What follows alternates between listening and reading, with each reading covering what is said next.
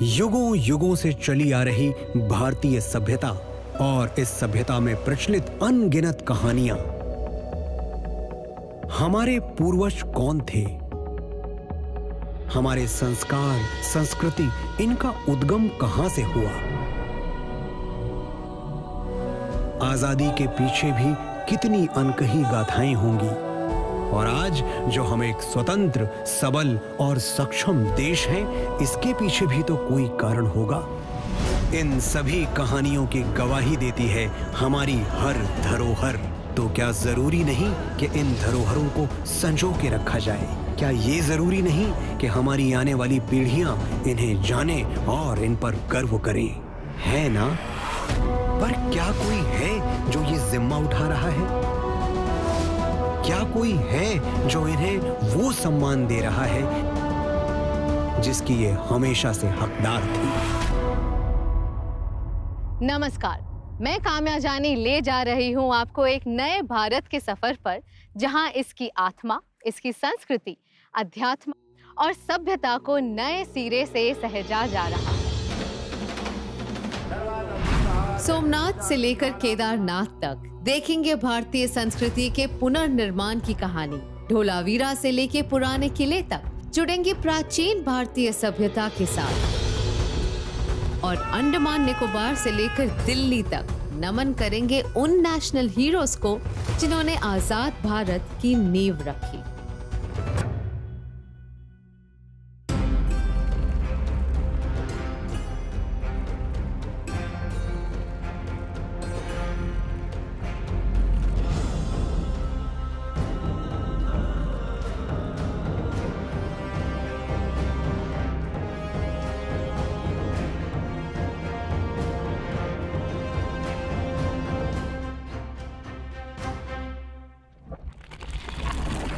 शुरुआत करते हैं सतयुग से।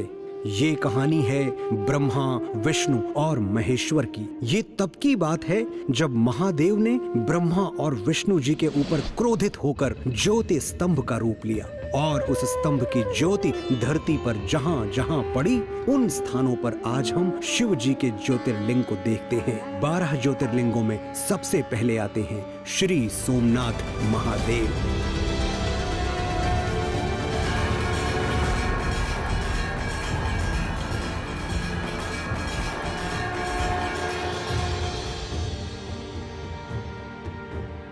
देश के एंशिएंट और प्रोमिनेंट मंदिरों में से एक, an architectural marvel, the first of the 12 ज्योतिर्लिंगास, this is Somnath धाम। ये मंदिर रेजिलियंस की कहानी कहता है, भारत की कहानी कहता है। 17 बार तोड़े जाने के बाद भी आज सोमनाथ मंदिर का ध्वज गर्व से लहराता है।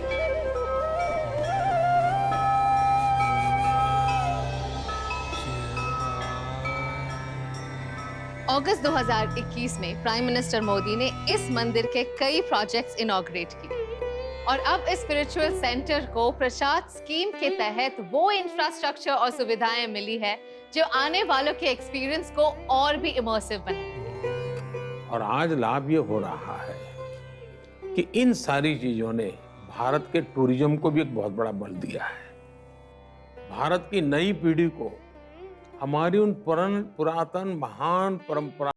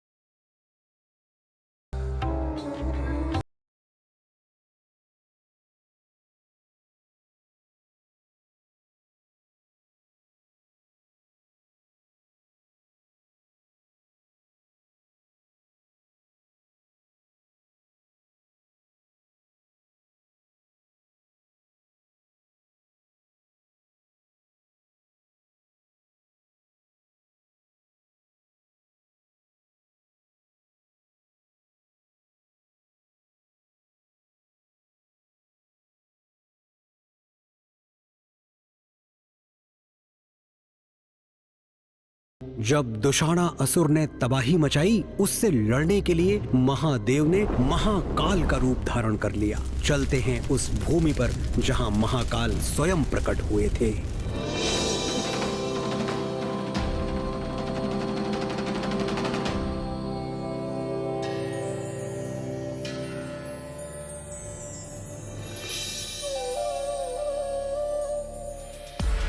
चाहे स्कंद पुराण हो या कालिदास का मेघदूत, महाकालेश्वर मंदिर का वर्णन हर जगह बड़े डिटेल में मिलता है।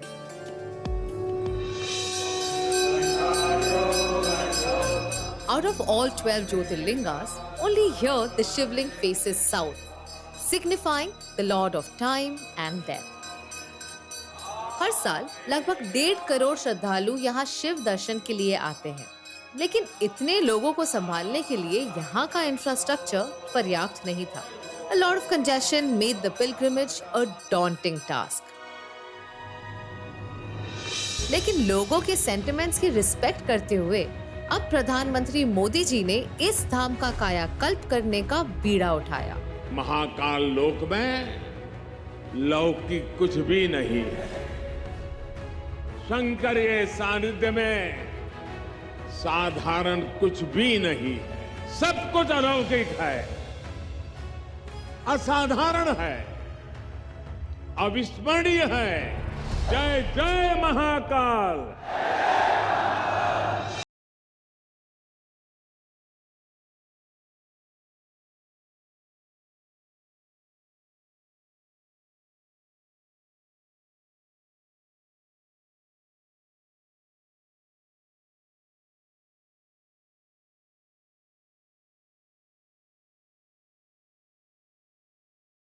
ये टेक्नोलॉजी को पिरोया गया है। आज से पहले भी 2 बार तो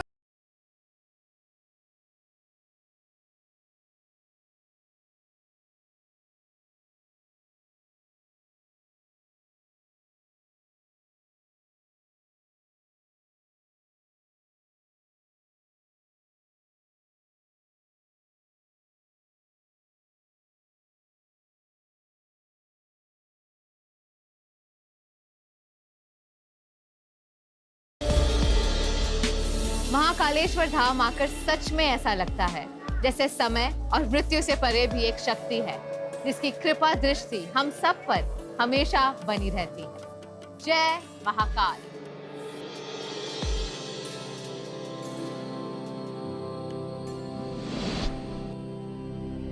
सतयुग की ही बात है जब भगवान श्री विष्णु जी ने अपना सुदर्शन चक्र चलाकर मां सती के मृत शरीर को 52 टुकड़ों में बांट दिया।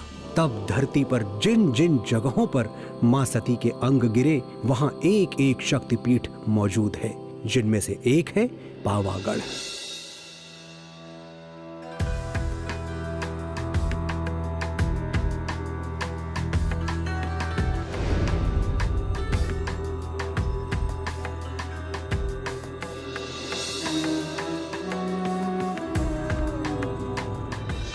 पावागढ़ देश के 52 शक्तिपीठों में से एक है।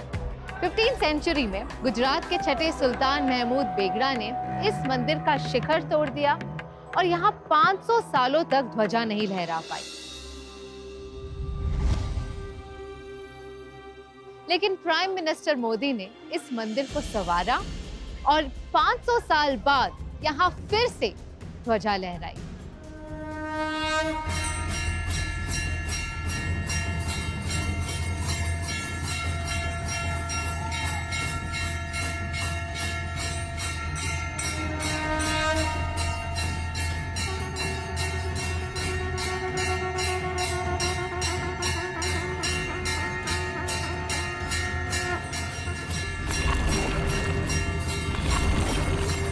आज सदियों बाद पावागढ़ मंदिर में एक बार फिर शिखर पर ध्वज फहरा रहा है। ये शिखर ध्वज केवल हमारी आस्था और आध्यात्म का ही प्रतीक नहीं है। ये शिखर ध्वज इस बात का भी प्रतीक है कि सदियां बदलती है, युग बदलते हैं,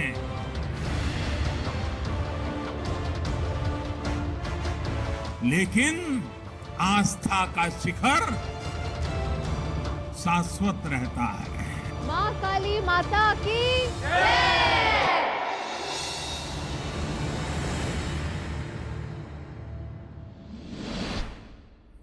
माता सती ने मां पार्वती के रूप में पुनर्जन्म लिया और फिर शिव जी ने मां पार्वती के साथ जहां अपना घर बसाया वो स्थान है काशी।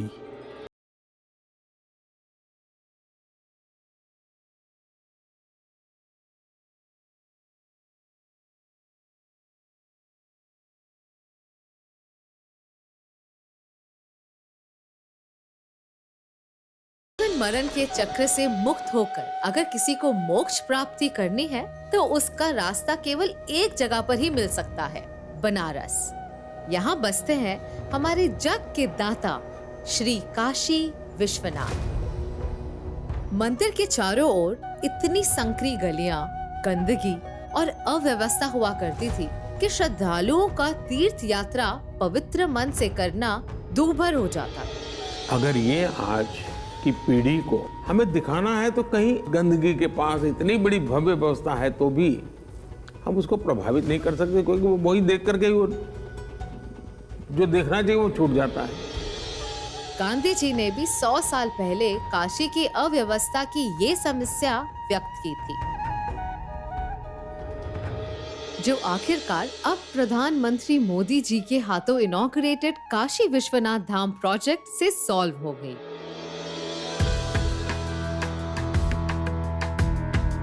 इस प्रोजेक्ट को 32 महीनों के रिकॉर्ड टाइम में बनाया गया है। प्रधानमंत्री मोदी जी के विजन के तहत काशी का ऐसा कायाकल्प हुआ कि इसे मिला वो ग्रैंड अवतार जिसका काशी विश्वनाथ धाम हमेशा से हकदार था।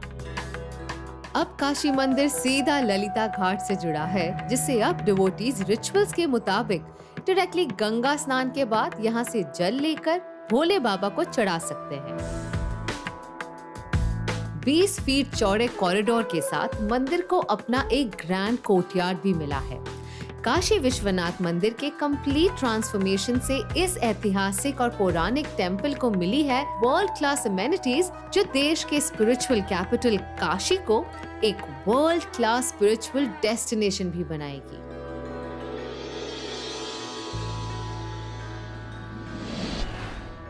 ये तब की बात है जब सरजू किनारे सूर्यवंशी दशरथ के यज्ञ से जन्म हुआ मर्यादा पुरुषोत्तम का, जिनका नाम हर दिल में बसा है। चलते हैं उनकी पवित्र जन्मभूमि पर, मोक्षदायिनी श्री अयोध्या पुरी।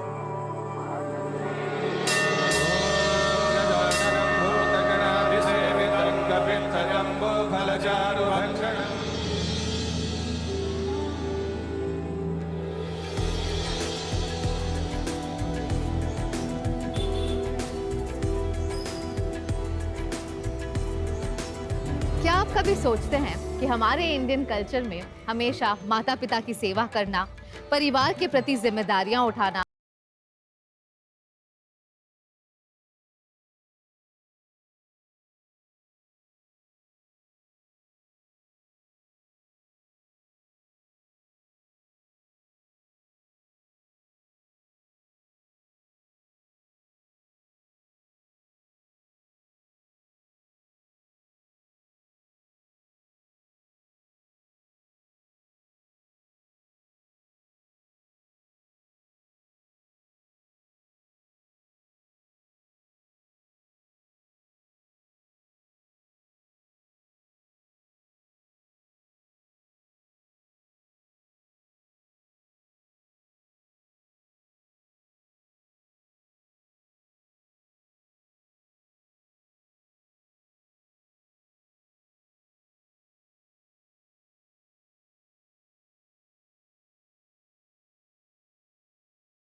में बन रहे इस ग्रैंड मंदिर का सिर्फ एक ही मकसद है, हमारे प्रभु श्री राम को उन्हीं के जन्म स्थान में उचित सम्मान देना।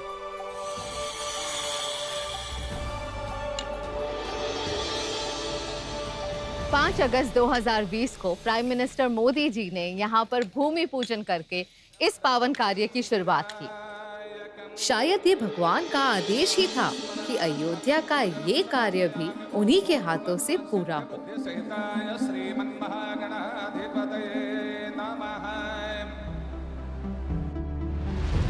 2.7 एकर्स में फैला हुआ ये मंदिर 235 फीट चौड़ा, 360 फीट लंबा और 160 फीट ऊंचा होगा। एक बार पूरा होने के बाद ये दुनिया का तीसरा सबसे बड़ा हिंदू मंदिर होगा। मंदिर के ग्राउंड फ्लोर पर होगा गर्भगृह और फर्स्ट फ्लोर पर प्रभु श्री राम का दरबार बनाया जाएगा।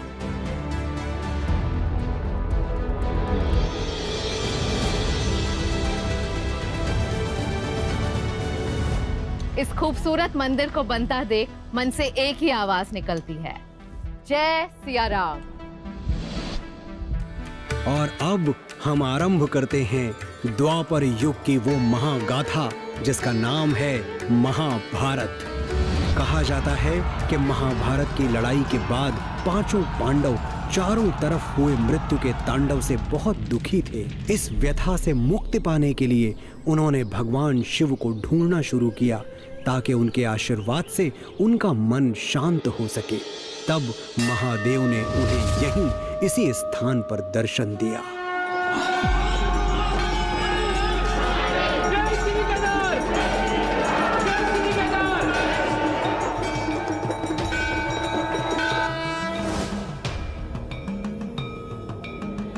बर्फ की सफेद चादर में ढका, पहाड़ों से घिरा और 11,657 फीट की ऊंचाई पे बना ये मंदिर भगवान शिव का 11वां ज्योतिर्लिंग है। इस मंदिर के गर्भगृह में विराजते हैं स्वयंभू सदाशिव। 2013 की भयानक बाढ़ ने यहाँ ऐसी तबाही मचाई कि लैंडस्लाइड से यहाँ के घर, बिल्डिंग्स और दुकानें पानी में बह गए। 6,000 से भी ज्यादा लोगों की जानें गई। हालांकि केदारनाथ के मुख्य शिवलिंग डैमेज होने से बच गई, पर बारिश और लैंडस्लाइड ने इसके कैंपस को काफी नुकसान पहुँचाया।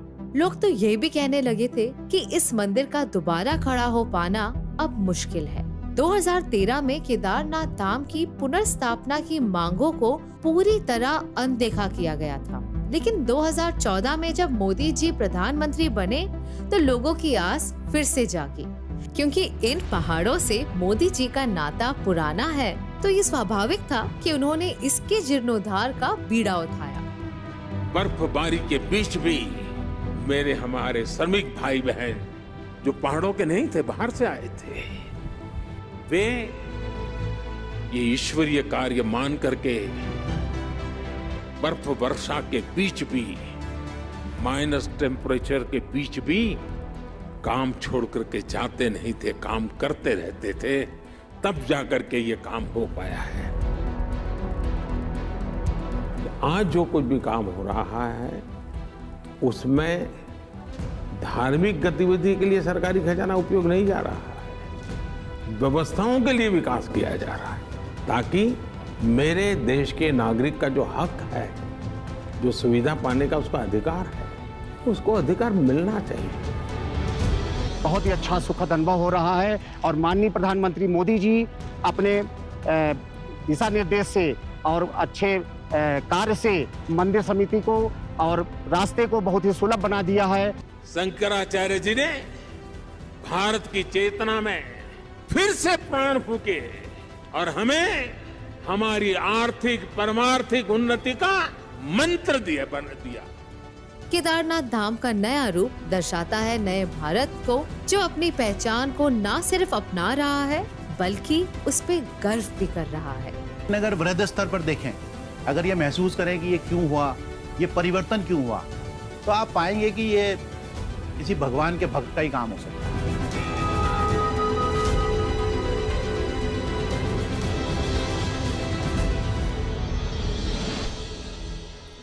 युग बदलते हैं और साथ ही बदलती हैं हमारी विचारधाराएं, जो जन्म देती हैं नई सभ्यताओं को। और एक ऐसी ही महान सभ्यता के अवशेष आज भी इस शहर में देखने को मिलते हैं।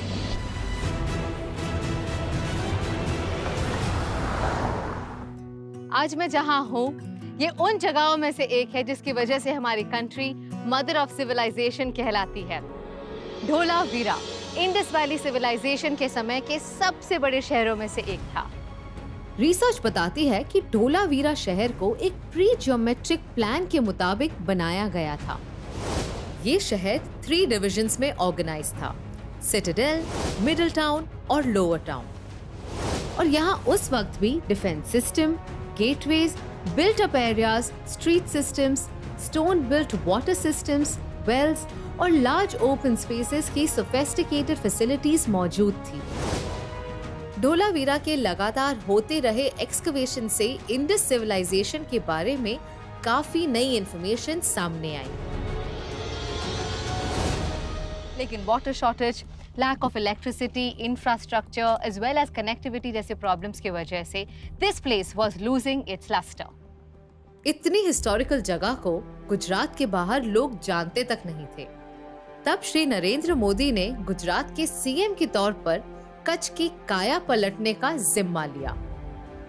मैं जब धोलावीरा देखने गया था और वहां की बारीकियों को वहां के लोग जो समझा रहे थे, 5000 साल पहले ऐसी विरासत, वहां की एक एक ईंट, एक एक पत्थर इन सिंधु संस्कृति की परंपरा के उन महान सपूतों के पराक्रम की गाथा कहता है। कच्छ को तमाम इंफ्रास्ट्रक्चर फैसिलिटीज देकर एक टूरिस्ट स्पॉट के रूप में विकसित किया गया है। आज प्रॉपर प्रिजर्वेशन, फैसिलिटीज और कनेक्टिविटी मिलने से हमारे हेरिटेज का ये पिलर इंडिया के ग्लोरियस पास्ट की कहानी बताने के लिए पूरी तरह तैयार है। यही वजह है कि इसे 2021 में यूनेस्को ने वर्ल्ड हेरिटेज साइट का दर्जा भी दिया।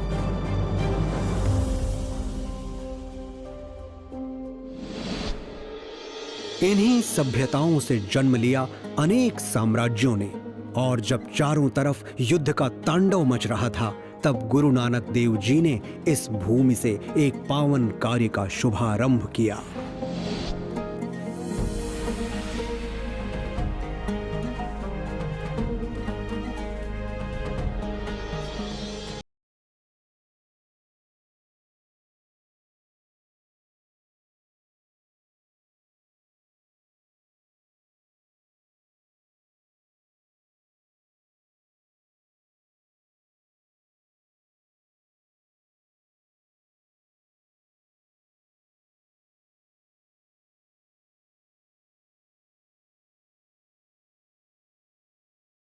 नानक देव जी ने अपनी जिंदगी के आखिरी 18 साल इसी भूमि पर बिताए।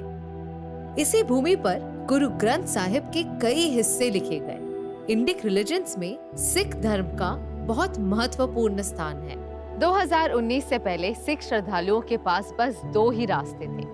125 किलोमीटर की दूरी तय कर लाहौर के रास्ते एक कॉम्प्लिकेटेड वीजा प्रोसेस के थ्रू गुरुद्वारे जाना, या फिर डेरा बाबा नानक में बने व्यूइंग पॉइंट से इसकी झलक पाकर मन महसूस कर रह जाना।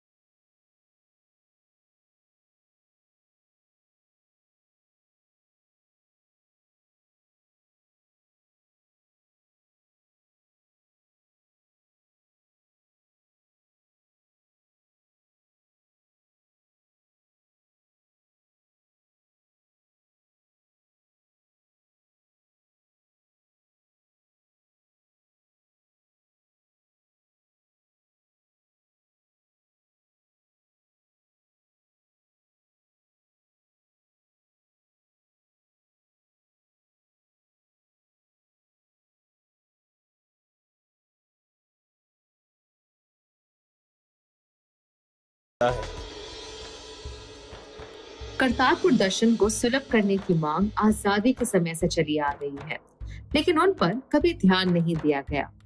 पर आज मोदी जी के इन्हीं प्रयासों से देश के विभिन्न धर्मों के श्रद्धालु, खासकर सिख श्रद्धालु, अपनी तीर्थ यात्रा सहजता से पूरी कर पा रहे हैं। भारत वो सोने की चिड़िया जिस पर हर किसी की नजर थी। यहाँ जो भी आया उसने भारत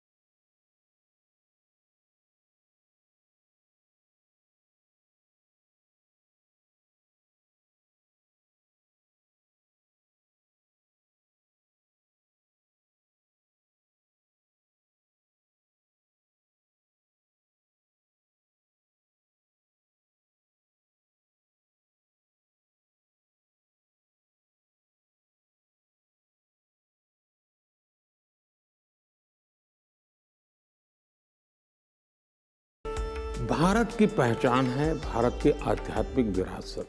भारत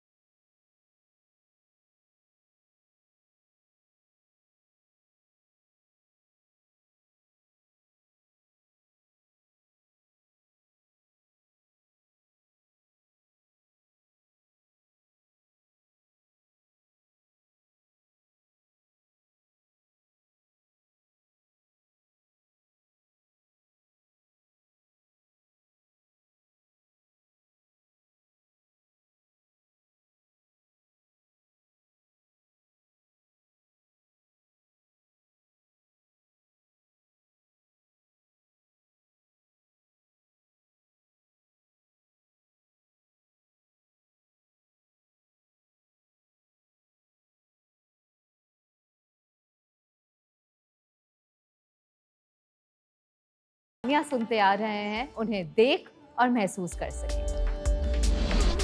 सतयुग से लेकर कलयुग तक इतनी कहानियां जुड़ी हैं हमारे मंदिरों से, हमारी धरोहरों से, और हर एक में छुपी है सदियों की सीख।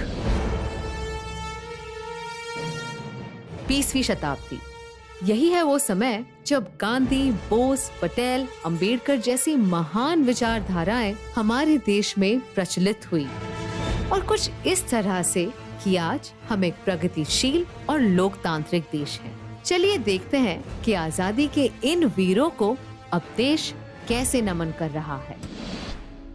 20वीं सदी में जब भारत की आजादी का संग्राम लड़ा गया, कईयों ने अपनी आवाज उठाई, पर उनकी आवाज को दबा दिया गया।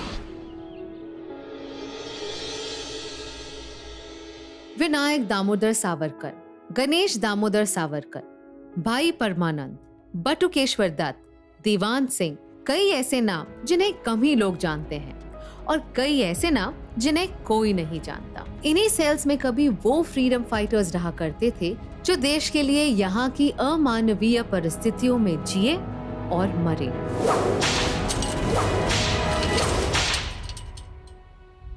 उस अपराध के लिए जिसे देश प्रेम कहते हैं।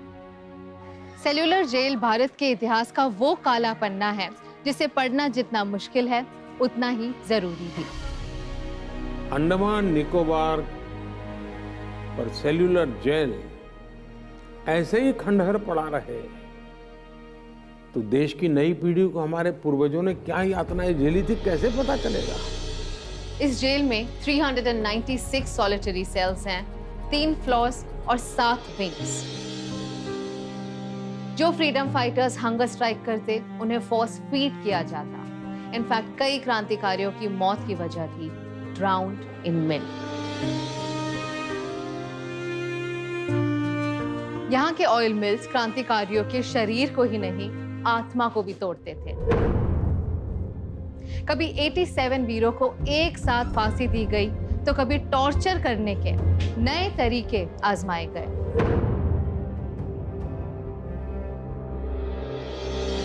हमारे स्वतंत्रता संग्राम के इतिहास को जानना जितना जरूरी है उतना ही उसे संजोना भी जरूरी है, क्योंकि उन वीरों ने अपने सुख दुख की चिंता ना करते हुए यहाँ के गलियारों में इन ह्यूमन पनिशमेंट सही, लेकिन वो हारे नहीं, झुके नहीं। वे अंग्रेजों के जुल्म से लड़ते रहे। इन बलिदानियों में सबसे ऊपर नाम है विनायक दामोदर सावरकर का, जिनको प्राइम मिनिस्टर मोदी ने यहाँ आकर श्रद्धांजलि दी। अब आज सेल्युलर जेल का पुनर्निर्माण हुआ, टूरिस्ट जाते हैं तो वो प्रेरणा लेकर के आते हैं, अच्छा जिस आज़ादी का सांस मैं ले रहा हूँ, मेरे आज़ादी के सांस के लिए इन लोगों ने इतना कष्ट झेला था, उनको प्रेरणा मिलती है। पोर्ट ब्लेयर में सिर्फ सेल्युलर जेल की ही नहीं, एक वक्त पर रॉस आइलैंड कहे जाने वाले आइलैंड की भी एक दिलचस्प कहानी है।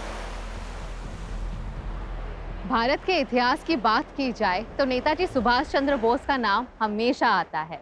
His contribution towards the freedom of India has been huge। पर बहुत ही कम लोग ये जानते हैं कि उन्होंने आजाद हिंद फौज की नींव रखी, जिसने अंडमान एंड निकोबार आइलैंड्स को आजाद करवाया इन द ईयर 1942, यानी भारत की आजादी से 5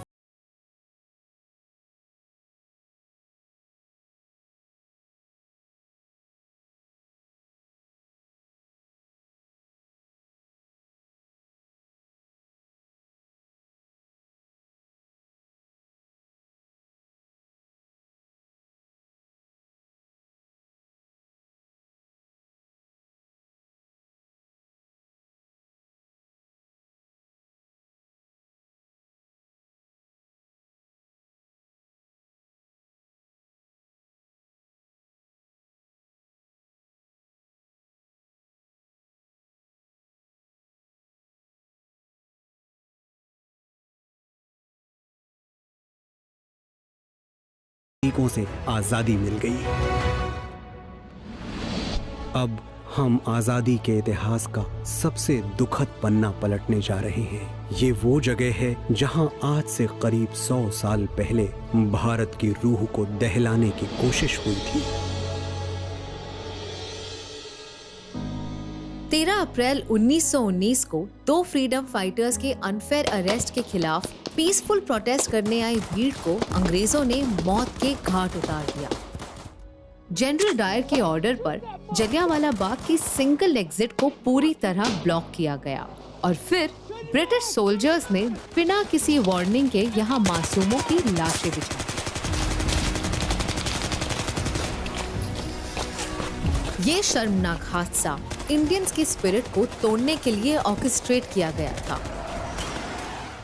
इस दीवार पर आज भी बुलेट मार्क्स के निशान हैं जो जनरल डायर ने बिना किसी वार्निंग या अनाउंसमेंट के बेकसूर हिंदुस्तानियों पर चलवाई थी। लेकिन आज उसी जगह को कुछ यूं संजोया गया है जो हमें अपने इतिहास को लेकर सेंसिटाइज करे। जलियांवाला बाग वो स्थान है जिसने सरदार उधम सिंह, सरदार भगत सिंह जैसे अनगिनत क्रांतिवीरों, बलिदानियों, हिंदुस्तान की आजादी के लिए मर मिटने का हौसला दिया। 2021 में पीएम मोदी जी ने जलियांवाला बाग स्मारक का इनॉग्रेशन किया, जिसके तहत इस साइट को प्रिजर्व किया जा रहा है।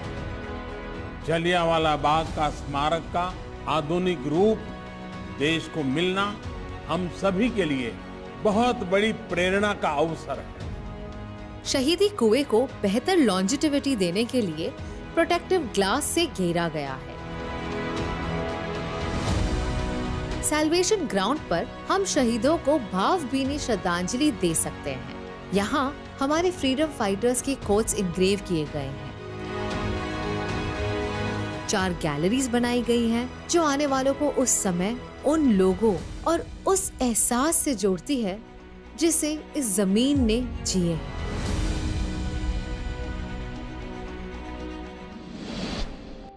मोहनदास करमचंद गांधी हमारे बापू जिन्होंने न सिर्फ भारत को अपनी लड़ाई लड़ना सिखाया बल्कि पूरी दुनिया को जीने का एक नया मार्ग भी दिखाया। इनके बारे में जानने के लिए इससे बेहतर स्थान क्या हो सकता है।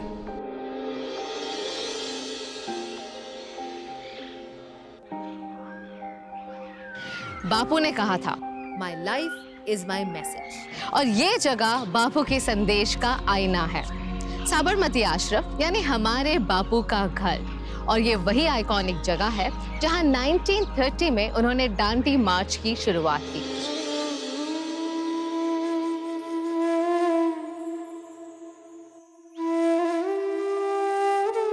आज देश में उनके आदर्शों का अनदेखा विस्तार होता दिखता है, चाहे वो बापू का स्वच्छ भारत का सपना हो या रूरल इंडिया के अपलिफ्टमेंट का। नया भारत आज उसे जी रहा है। तो ऐसे में बापू की लेगेसी क्यों पीछे रह जाए? दांडी का उल्लेख तो पढ़ते हैं कि 1930 में दांडी भारत की आजादी के आंदोलन में एक टर्निंग पॉइंट था। तो दांडी कहाँ था, क्या हुआ था, उसको आधुनिक रूप में प्रस्तुत करना बहुत जरूरी है। और इसी जज्बे के साथ 2019 में गवर्नमेंट ऑफ इंडिया ने एक रीडेवलपमेंट प्रोजेक्ट अनाउंस किया, जिसके तहत साबरमती आश्रम के अंदर और आसपास के 63 हेरिटेज स्ट्रक्चर्स को रीडेवलप किया जाएगा। एम्फी थिएटर्स, मॉडर्न फैसिलिटीज से लैस होकर ये आश्रम एक वर्ल्ड क्लास मेमोरियल बनेगा, where guests can have an immersive experience and get a glimpse into his simple living and high thinking. हमने कई क्रांतिकारियों और वीरों के बारे में पढ़ा है, पर शायद इतिहास में कुछ अहम नामों का जिक्र रह गया। ये कहानी ऐसे ही एक नाम की है जिनके बिना शायद आज का भारत कुछ ऐसा दिखता।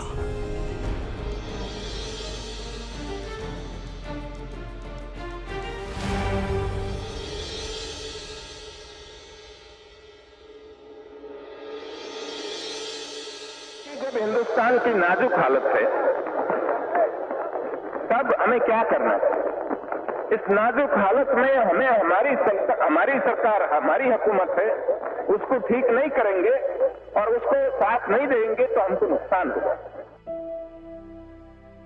भारत के 562 प्रिंसली स्टेट्स को यूनाइट कर यूनियन बनाने वाले इस चहीते नेता का नाम इतिहास के पन्नों में कहीं खो गया।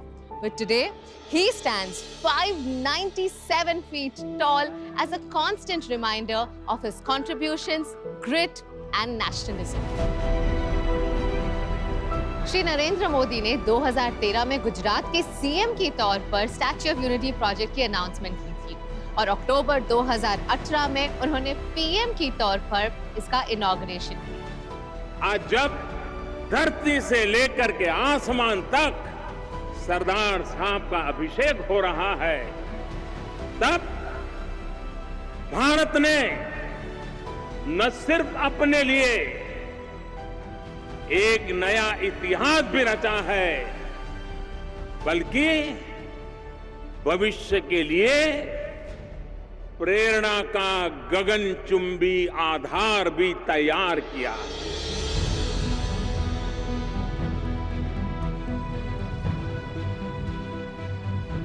जनता की इस नायक की स्टैच्यू बनाने में प्राइम मिनिस्टर ने जन भागीदारी की मुहिम चलाई। हम पूरे देश में हर जिले में ये लोहे का औजार एकत्र करने का अभियान चलाना चाहते हैं।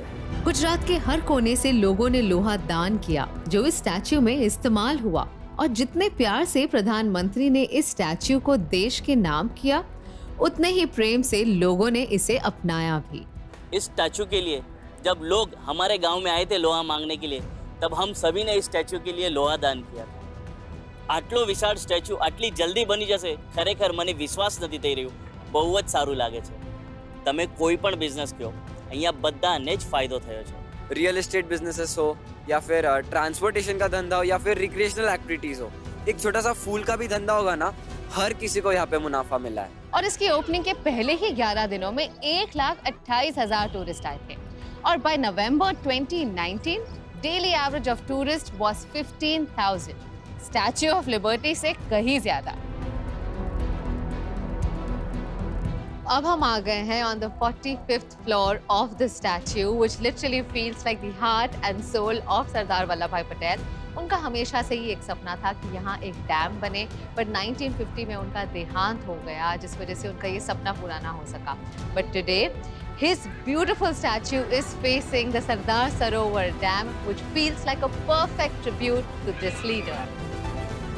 दूर से तो ये स्टैच्यू बहुत ही ह्यूज दिखता ही है, बट पास आकर you realise what an engineering marvel this is, और कितनी डिटेलिंग और हार्ड वर्क से इस ब्यूटीफुल स्टैच्यू को बनाया हो।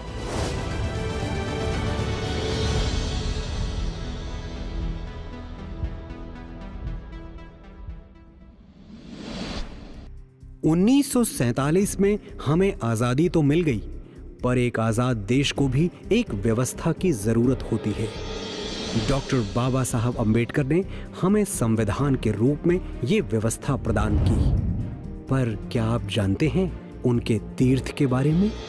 बाबा साहेब भारत के संविधान को रचने वाले, आधुनिक भारत के निर्माता, एक महान स्कॉलर जिनकी लीगल, इकोनॉमिक और सोशल पॉलिसीज देश की आधी आबादी और वंचित वर्ग के अपलिफ्टमेंट की नींव बनी।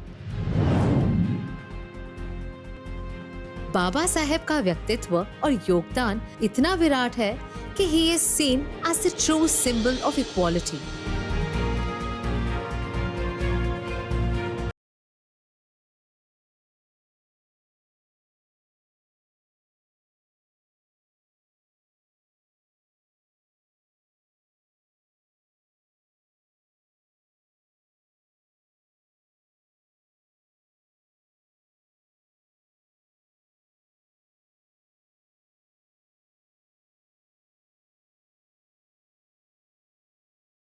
वो एकदम नीचे पड़ाव में थे, लेकिन बाबा साहब की वजह से उनको उठाया और उनकी वजह से हम भी आज सूर्यबूत में घूमते हैं। तो उनके जो उपकार हमारे जीवन में है, हमारे समाज में है, वो अपरंपार है।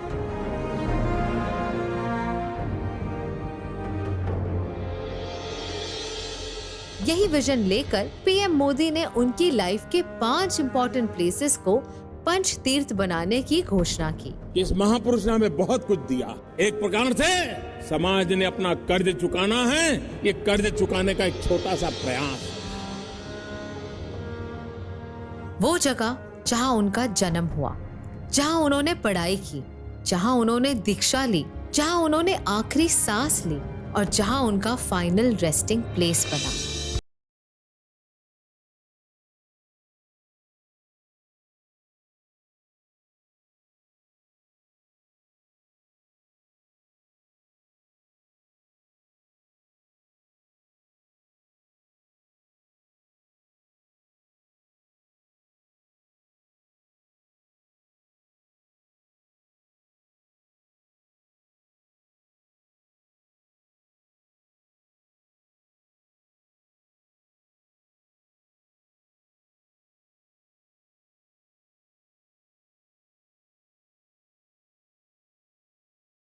Through education.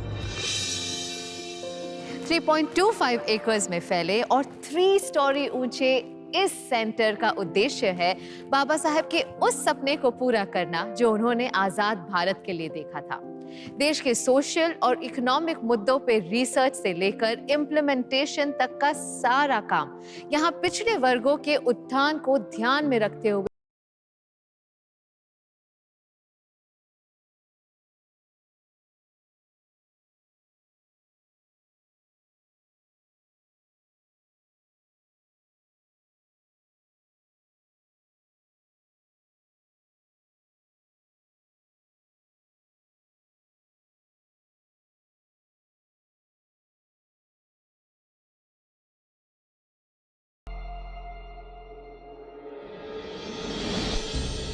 आजादी का ये सफर आसान नहीं था।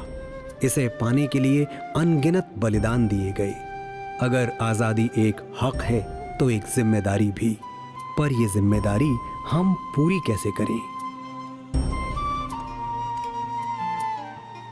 अपनी जिंदगी को देश के नाम कर देना इतना आसान होता होगा क्या? ताज्जुब की बात है कि इतने सालों तक इन वीरों को समर्पित कोई स्थान नहीं था। जनवरी 2019 में प्रधानमंत्री नरेंद्र मोदी के हाथों इनॉग्रेटेड दिल्ली के रेड फोर्ट के प्रेमाइसेस में बना क्रांति मंदिर समर्पित है उन्हीं सभी फ्रीडम फाइटर्स को जिनकी वजह से आज हम आजाद हैं।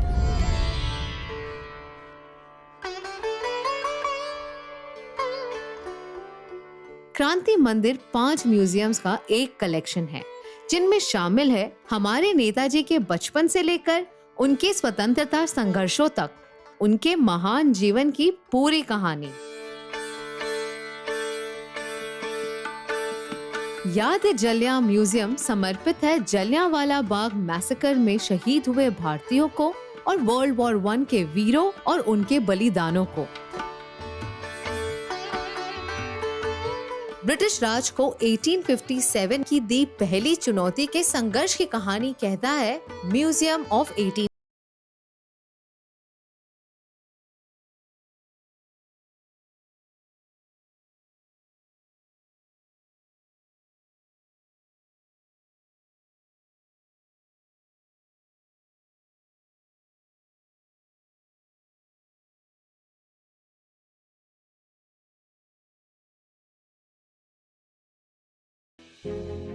इनके अलावा क्रांति मंदिर में है आजादी के दीवाने, एक डिजिटाइज्ड म्यूजियम जो समर्पित है उन क्रांतिकारियों को जिनका नाम इतिहास में हमेशा रहेगा। क्रांति मंदिर एक कोशिश है हमें ये याद दिलाने की कि हमारी आजादी की कीमत कितनी बड़ी है और किन लोगों ने चुकाई है।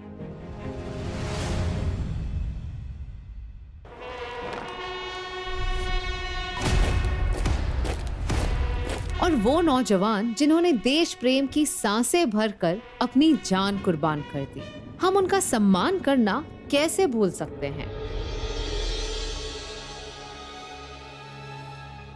लेकिन आजादी के 70 सालों बाद भी हमारे देश में अपने जाबाजों को समर्पित कोई वॉर मेमोरियल नहीं था। इसे बदला पीएम मोदी जी ने 2019 में, जब उन्होंने नई दिल्ली में एक world class national war memorial का उद्घाटन कर देश प्रेम को एक नई दिशा दी। आज हमारी सेना दुनिया की सबसे ताकतवर सेनाओं में से एक है। देश पर संकट चाहे दुश्मनों के कारण आया हो या फिर प्रकृति के कारण आया हो, हमारे सैनिक ने हमेशा पहला वार अपने ऊपर लिया। हमारे वीर सेनानियों ने मां भारती के कण कण की रक्षा के लिए जीवन आहुत कर दिए। ये बलिदान सिर्फ नाम मात्र से पता नहीं होता है, उसकी भव्यता दिव्यता की अनुभूति करानी होती है। आजादी से लेके अब तक हजारों जवानों ने देश के लिए अपनी जान दी है। नेशनल वॉर मेमोरियल बनाया गया है उन्हीं वीरों को उचित सम्मान देने के लिए। ये मेमोरियल एक चक्रव्यूह के थीम में बनाया गया है जिसमें 4 कॉन्सेंट्रिक सर्कल्स हैं। अमर चक्र की अमर ज्योति दर्शाती है हमारे शहीदों के अमरत्व को। वीरता चक्र में है 6 ब्रॉन्ज म्यूरल्स जो भारतीय जंगों की कहानी कहती है। त्याग चक्र के ग्रेनाइट टैबलेट्स पर स्वर्णिम अक्षरों में उन वीरों के नाम हैं जिन्होंने देश के लिए अपनी जान न्यौछावर की है। और पेड़ों से घिरा रक्षा चक्र समर्पित है उन्हें जिन्होंने हमारी और देश की रक्षा की है।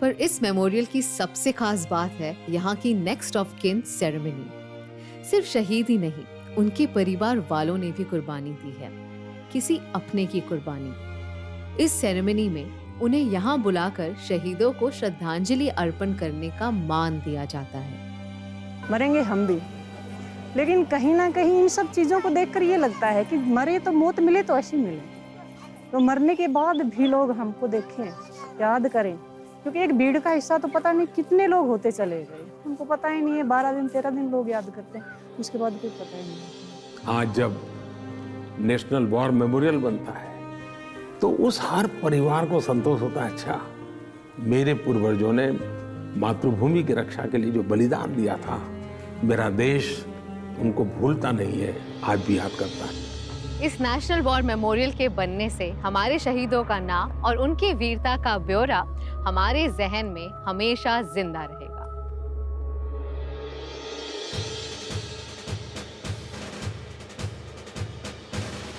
हमारे सोल्जर्स की तरह ही कुछ और लोग भी हैं जिनका एक ही मकसद है, देश को और हमें सुरक्षित रखना, हमारी पुलिस। लेकिन हमारे देश में ऐसी कोई जगह नहीं थी जहां जाकर इनके जीवन और बलिदान के बारे में हम जान सकें। Since independence, more than 35,000 police personnel have made the supreme sacrifice in the line of duty. हमारे इन्हीं प्रोटेक्टर्स को समर्पित है देश का नेशनल पुलिस मेमोरियल। इसके बीचों बीच बना 30 फुट ऊंचा ब्लैक ग्रेनाइट शिल्प पुलिस कर्मियों की स्ट्रेंथ और परसिस्टेंस को दर्शाता है और इसके नीचे बहती 60 फुट नदी उनकी सेवा को। स्मारक के बेसमेंट में एक एग्जीबिशन सेंटर है उन वीरों को समर्पित जिन्होंने देश की सेवा में अपनी जान दे दी। वॉल ऑफ वैलर में ऐसे 35,000 से ज्यादा वीरों का नाम अंकित है। बहुत सारे लोग हैं जो पुलिस फोर्स में है और मैंने बचपन से देखा है कि यार दिन हो, रात हो, दिवाली, होली, उन्हें कभी भी कॉल आ जाए उनको भागना पड़ता है। जब यहाँ आते हैं और देखते हैं कि यार उनके सेक्रीफाइस को, उनके एफर्ट्स के लिए कुछ किया जा रहा है, उनके मेमोरियल के लिए कुछ मतलब हम लोग बना रहे हैं, तो यार बहुत अच्छा लगता है ये सब देख के, मतलब बहुत खुशी होती है अंदर से। 2002 में अटल जी की सरकार ने जो सपना देखा था उसे साकार किया प्रधानमंत्री मोदी जी ने 2018 में। आज पुलिस बेड़े से जुड़े उन हजारों शहीदों को याद करने का भी अवसर है जिन्होंने आजादी से लेकर अब तक कर्तव्य पथ पर चलते हुए अपना सर्वस्व न्योछावर कर दिया। Imagine so many police officers have sacrificed their life guarding our rights and bringing us justice. I feel this is a great step in giving justice to their efforts. People should know about their supreme sacrifices.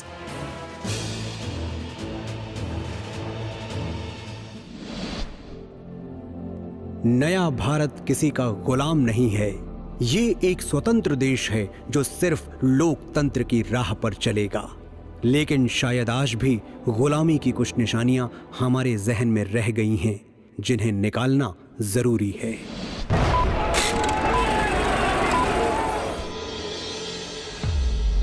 आइए आपको ले चलते हैं central Vista, जहां से पूरा देश चलता है। सेंट्रल विस्टा प्रोजेक्ट एक कोशिश है इंडिया की डेमोक्रेसी के सेंटर को वर्ल्ड क्लास बनाने की। इस प्रोजेक्ट में शामिल है new parliament building, central Vista Avenue, common central secretariat और नेशनल म्यूजियम जैसे मॉन्यूमेंट भी। ये आईना होगा न्यू इंडिया का, आत्मनिर्भर भारत का। यहाँ काम करने वाले पार्लियामेंटेरियंस, मिनिस्टर्स और ऑफिसर्स किसी पर राज नहीं करते बल्कि अपना कर्तव्य निभाते हैं। तो फिर दिल्ली की सबसे इम्पोर्टेंट और पॉपुलर सड़क का नाम राजपथ क्यों हो?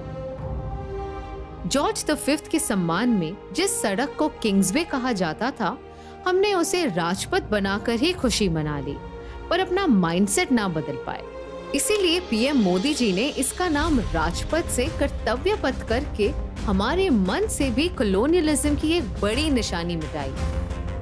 गुलामी का प्रतीक किंग्सवे यानी राजपथ आज से इतिहास की बात हो गया है, हमेशा के लिए मिट गया है। आज कर्तव्य पथ के रूप में नए इतिहास का सृजन हुआ है कि जो चेंजेस है ना, मतलब एक्सपीरियंस करने वाले हैं। आई फील लाइक कि यहाँ पे मतलब जो आप रोड देखो या फिर आप सराउंडिंग देखो, इन्होंने ना सराउंडिंग के ऊपर, अपने रोड के ऊपर और मतलब बेसिकली बहुत वर्क करा है। इस एरिया में better security systems, lawns, sanitation facilities और भी कई सारी एमेनिटीज डेवलप की गई हैं। यहाँ पर आके जितना सुकून मिला, ऐसे लगा यहाँ पर आके फील होता है कि हम भारत माता के हैं। Only when the blood of freedom-loving Indians begins to flow will India attain a freedom. Inqilab Zindabad. कर्तव्य पथ की दूसरी छोर पर इंडिया गेट के पास अब हमें देखने को मिलेगा 28 फीट लंबा नेताजी सुभाष चंद्र बोस का स्टैचू। इतिहास के इस मोड़ को तो समझिए कि जिस कैनपी को बनाया गया था किंग जॉर्ज के स्टैचू को लगाने के लिए, आज वही अखंड भारत के पहले प्रधानमंत्री की स्टैचू है जिन्होंने इंडियन नेशनल आर्मी की स्थापना की।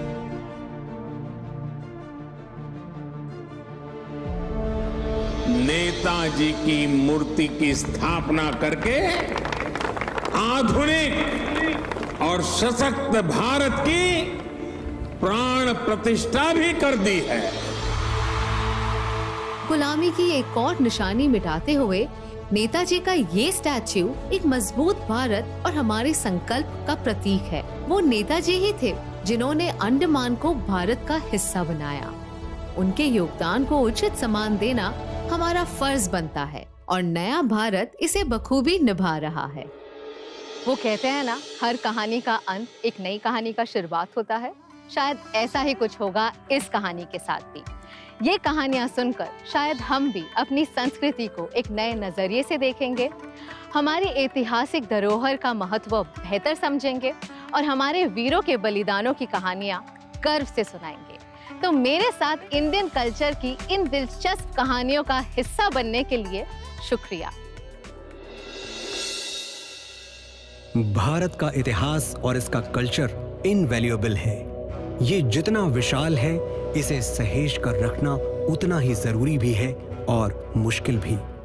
But when there is honesty in your intent and strength in your commitment, तो कोई मुश्किल बड़ी कहां। आज पूरे देश को यह विश्वास है कि श्री नरेंद्र मोदी का उठाया हुआ ये कदम पीढ़ियों तक हमारा सर गर्व से ऊंचा रखेगा। This is a giant step towards honoring our heritage, history and heroes. And this is just the beginning. Jai Hind.